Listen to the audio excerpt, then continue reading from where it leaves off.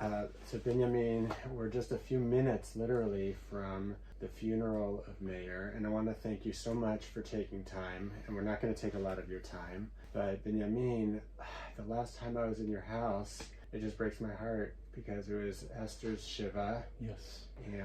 And here we are 2.5 years later in the same position, in the same spot, for the same reasons. It's incredible, but since the last year was a very difficult one from the security point of view, for various reasons, our enemies have, let's say, increased their activities against Jews. Yeah. And they are always looking for the easy targets, you know. Mm-hmm. So it's not that they are kind to forward their arguments or something. There is absolutely nothing to gain with these terrorist attacks, but still they are doing it. And yesterday it was my, I can say, my son-in-law, the son-in-law of my wife, Dalit, I have met following Esther's murder, and we wed one year ago, and now I find myself again in the middle of this turmoil of activities again, because this young man with all this future before him, his life was just stopped for no reason at all. Yeah, so tell us about Meir. Meir was a very intelligent and diligent young man, 32 years old. Today is his birthday. Today is his birthday. The Torah says that, our sages say that tzaddikim, then God fills up their lives, their years, meaning that it's a special quality of being to die on the day of your birth. But I don't think that they meant when you are 32 years old and in such a terrible way. And he was married for the last 4 years with Tal, the daughter of my wife, and they both built a beautiful house in Hermesh in the northern Shomron with their 2 kids. Alma is 2.5 years old, and Yahav is just 1 year old. We just celebrated his birthday 2 weeks ago, and he will not know his father. And I'm quite skeptic if even Alma will remember some of him. Obviously now she's asking for her father, but he will not come home. He was a very family man. He worked for his family to provide for his wife, for his kids, to provide for their future. And they had plans, like all young couples, of getting old together and building a big family and raising their kids in a nice environment.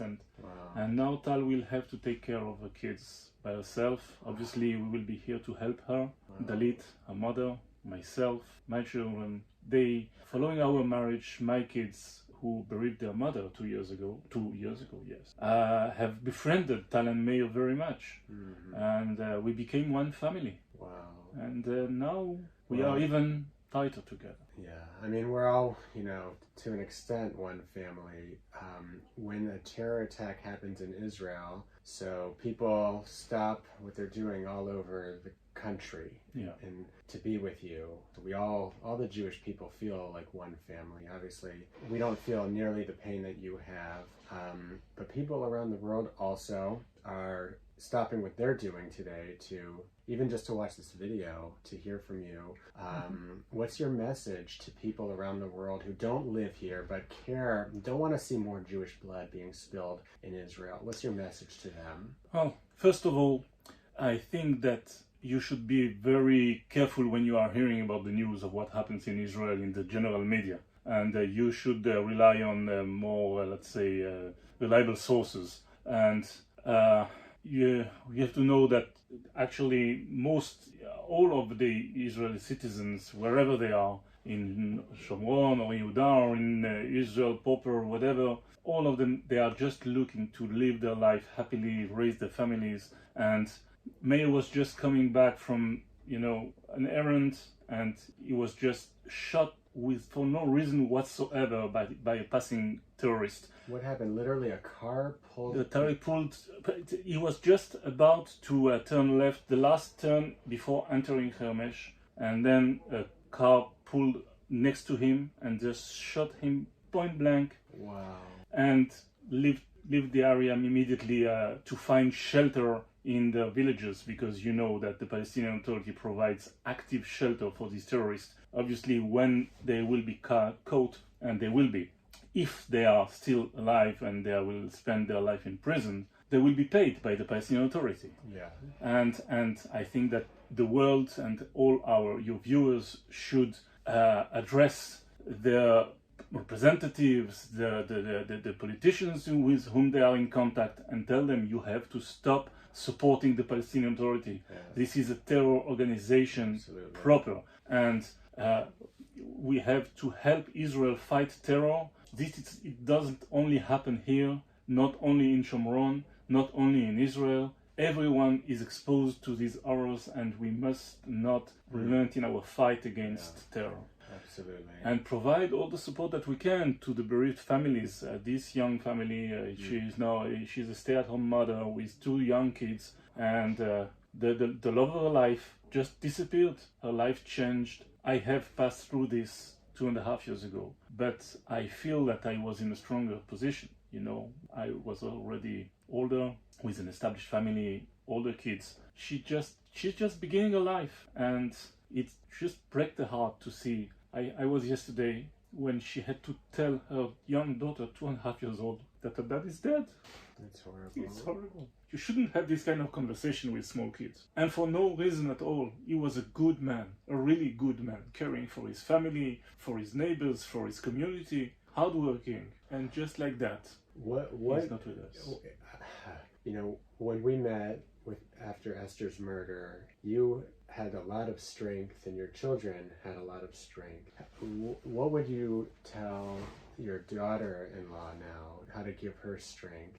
What gave me strength mainly was faith, I must say. And you see, this is something that I have asked to put. So the viewers can't see, but I have put on my study this picture saying that everything that God does is eventually for the good. We have to believe this. This is what gives us strength and the possibility to continue, to go on, to build a new life. And with time, I am sure that Tal will overcome. Obviously, this will leave a very big scar on her and her children and the whole family. And but we are strong, and we are strong because we are together, and also we are together not only as a family or as a community or even as a people. I think that all of humanity is together. The good people in life, they are all together, and we must unite, and together we will prevail.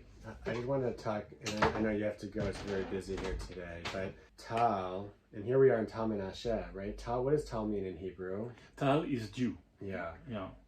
And I remember there's being something very special about the area we're in. There's biblical significance to... Of the area of Hermesh, yeah, and Dotan.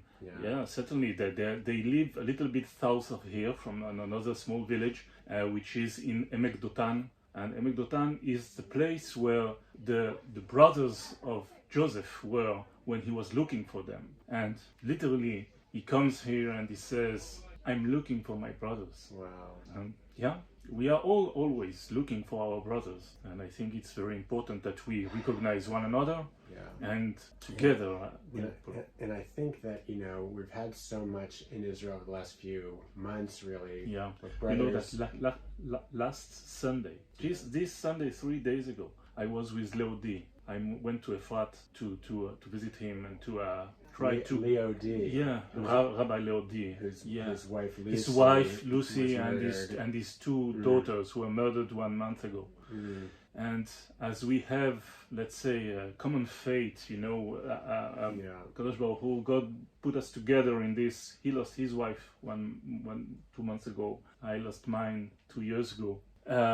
Try to give him a little bit of strength. He is a very strong man, but still, we all need support. And and here we are again. I just wanted to go back to what you were saying about this is the place where Yosef and his brothers, and how, you know, we can't lose sight of the fact that all of the Jewish people here in Israel, we might have our small disagreements, but we're brothers. We have to focus on our external enemies who are literally killing our people. Yes. And not to lose sight of that. like with Yosef and his brothers. So it was such a reminder of the importance of the Jewish family. Certainly.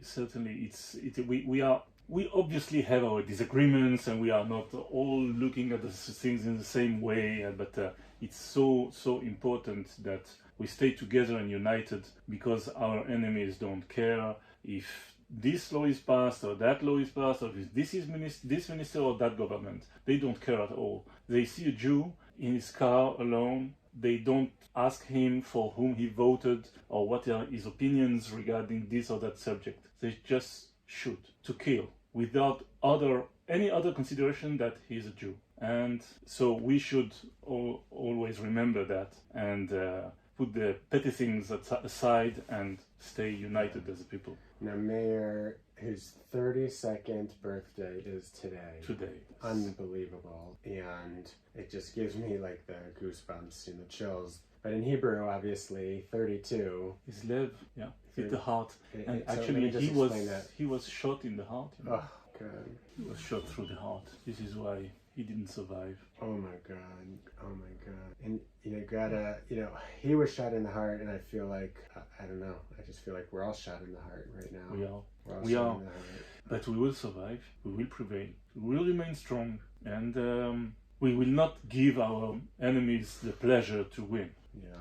We're your family has given, you've had a double tragedy, and you've given double your share for the Jewish people to be safe here in Israel. And I mean, I can't say thank you, because that would be a ridiculous thing to say right now, but just know that we acknowledge your sacrifice. Well, thank you, and I must tell you that all the things that you are doing, and all the communities and all the support we are receiving, and I know all the other bereaved families are receiving, it's so important. This gives us strength to continue, not to fall in despair, and to hold our flags high and just go forward as Meir would have wished.